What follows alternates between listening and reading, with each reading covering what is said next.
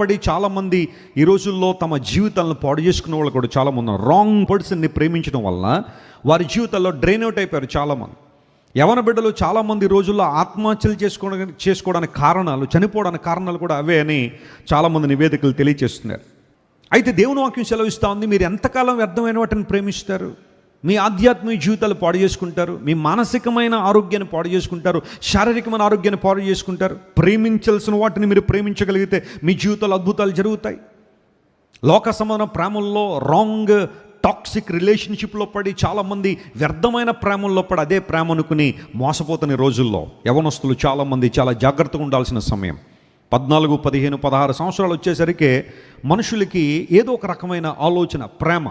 స్కూల్లో కానీ కాలేజీల్లో కానీ నీకు ఇంకా బాయ్ ఫ్రెండ్ లేడా, నీకు ఇంకా గర్ల్ ఫ్రెండ్ లేదా, అయ్యో నువ్వు చాలా మిస్ అయిపోతున్నావు, నువ్వు చాలా పోగొట్టేసుకున్నావు అని ఆ స్నేహితులు కొంతమందిని బ్రెయిన్ వాష్ చేయడం ద్వారా చిన్నప్పటి నుంచే ఆ ప్రేమ అనే ఆ ముసుగులో పడిపోయి చాలామంది తమ జీవితాలు పాడు చేసుకునేవాళ్ళు.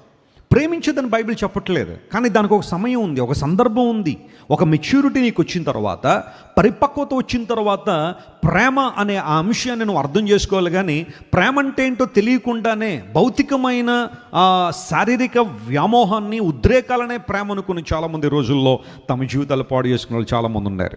గమనించండి ప్రియులారా, లేఖనం సెలవిస్తూ ఉంది, వ్యర్థమైన వాటిని ప్రేమించొద్దు. కానీ మనం ఎందుకు పిలువబడ్డాం, ఏం ప్రేమించడానికి పిలువబడ్డాం అంటే లేఖనాల్లో రాయబడింది, లోకమునైనను లోకములో ఉన్న వాటినైనను మీరు ఏం చేయొద్దు, ప్రేమించొద్దు. అలా ప్రేమిస్తే తండ్రి ప్రేమ మీలో ఉండదు అనే మాట యోహాను భక్తుడు రాశాడు.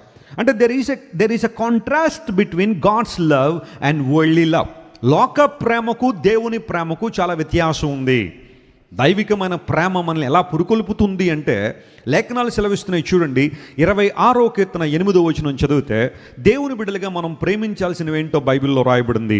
యెహోవా నీ నివాస మందిరమును, నీ తేజో మహిమ నిలుచు స్థలమును నేనేం చేస్తున్నాను.